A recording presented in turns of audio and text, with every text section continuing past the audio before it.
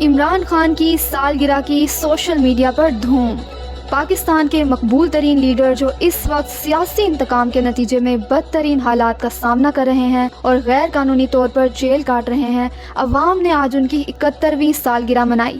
قوم نے social media کے ذریعے اس عظیم لیڈر کو خراج تحسین پیش کیا۔ Happy birth day Imran Khan کا ہیش ٹیگ مختلف ممالک میں ٹاپ ٹرینڈ بن گیا۔ دنیا بھر سے پاکستانیوں نے سابق وزیر اعظم عمران خان کے لیے ان کی صحت، درازی عمر اور فوری رہائی کے لیے دعاؤں سے بھرپور پیغامات بھیجے۔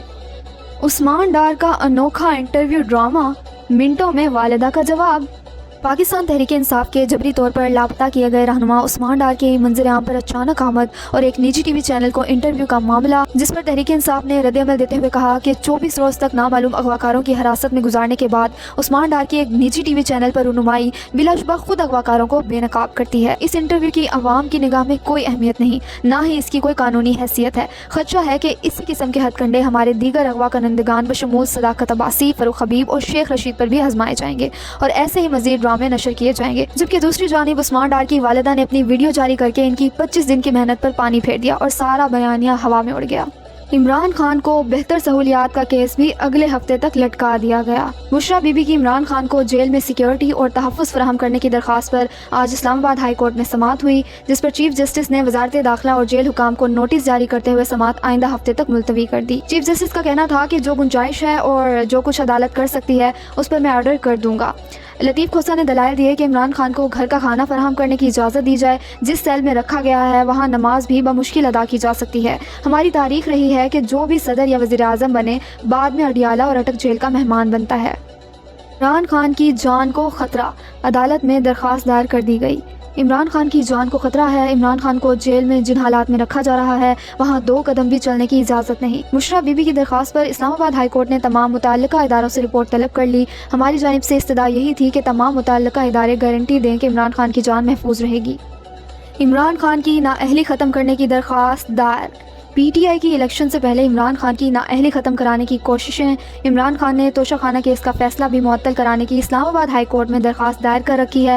عدالت نے 28 اگست کو عمران خان کی سزا معطل کر کے رہا کرنے کا حکم دیا تھا، لیکن عمران خان کے خلاف ابھی بھی توشہ خانہ فیصلہ آن فیلڈ ہے، جس کی وجہ سے الیکشن کے لیے نااہلی برقرار رہنے کی وجہ سے ہمارے حقوق متاثر ہو رہے ہیں۔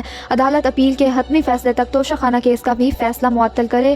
عدالت کیس میں اسٹیٹ کو بھی فریق بنانے کی اجازت دے۔ درخواست میں ترمیم کی استدعا۔ مدثر نارو کے کم سن بیٹے کی دردناک حالت۔ لاپتہ مدثر نارو کا بیٹا اپنی دادی اور مدثر نارو فیملی کی طرف سے وکیل ایمان مزاری کے ہمراہ آج اسلام آباد ہائی کورٹ آیا۔ معصوم بچے کو دیکھ کر دل افسردہ ہو جاتا ہے کہ جس کا والد لاپتہ اور ماں بھی فوت ہو چکی ہے۔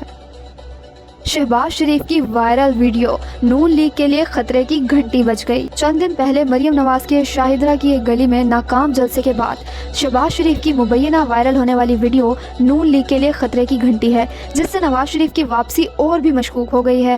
ملک پر 16 ماہ زبردستی حکومت کرنے والے شہباز شریف کو حکومت سے نکلتے ہی عوام نے آئینہ دکھا دیا۔ شہباز شریف لاہور میں مہنگائی، بے روزگاری اور لاقانونیت سے تنگ عوام کے ہتھے چڑھ گئے۔ عوام نے گالیوں کی بارش کر دی۔ جعلی شیر بھیگی بلی بن کر اپنی گاڑی میں بیٹھا رہا۔ سیکیورٹی گارڈز عوام کو چپ رہنے کی منتیں کرتے رہے۔